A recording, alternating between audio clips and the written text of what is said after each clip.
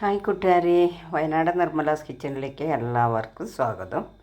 ഇന്ന് ഞാൻ വളരെ എളുപ്പത്തിൽ സിമ്പിളായിട്ട് അങ്ങനെ ഒരു മീൻകറി ഉണ്ടാക്കാമെന്നാണ് കേട്ടോ പറയണേ.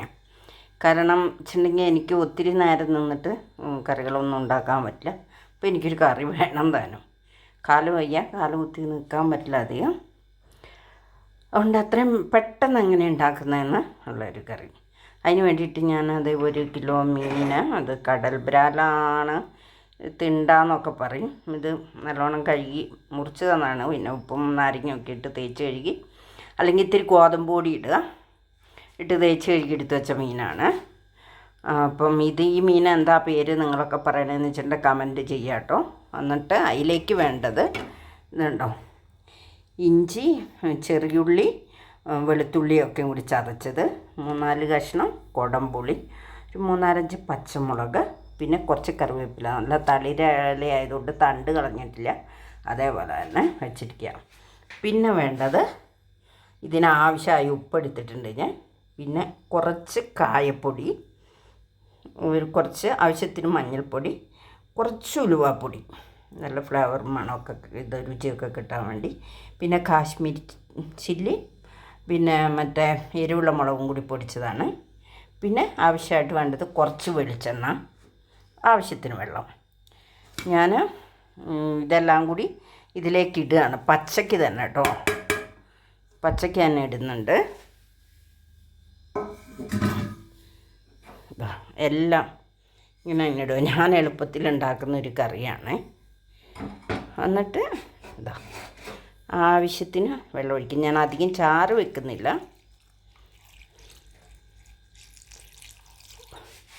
കുറച്ച് ചാറ്. എന്നിട്ട് ഇതൊന്ന് നല്ലോണം കൂട്ടി യോജിപ്പിക്കണം.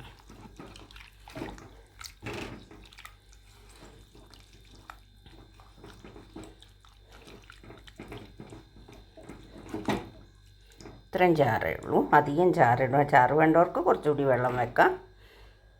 എന്നിട്ട് ഞാൻ ഇതിലേക്ക് എന്താ പറയുക, ഇതുണ്ടോ, കുറച്ച് വെളിച്ചെണ്ണയും കൂടി ഒഴിക്കും.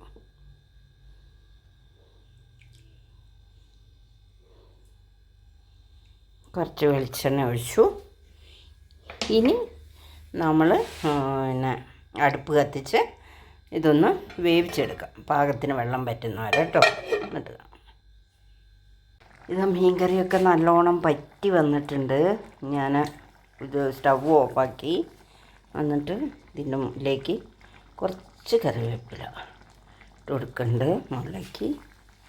എന്നിട്ട് ഇതാ ഇത്തിരി വെളിച്ചെണ്ണയും കൂടി ഒഴിക്കുക കേട്ടോ. ഒത്തിരി എണ്ണയൊന്നുമില്ല. ഇതൊരു 5 മിനിറ്റ് ഞാനിങ്ങനെ മൂടി വെക്കുന്നുണ്ട്.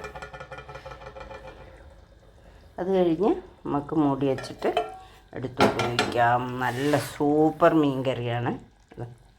എല്ലാവരും ഉണ്ടാക്കി വെക്കുക, എളുപ്പത്തിലുണ്ടാക്കാം. എൻ്റെ ചാനൽ ഇഷ്ടപ്പെട്ടാൽ സബ്സ്ക്രൈബ് ചെയ്യാനും മറക്കരുത്.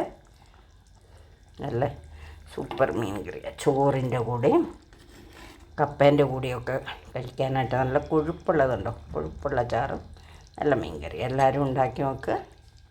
ചാനൽ ഇഷ്ടപ്പെട്ടാൽ സബ്സ്ക്രൈബ് ചെയ്യാം, ഷെയർ ചെയ്യാനും മറക്കല്ലേ. കമൻറ്റും തരണം കേട്ടോ.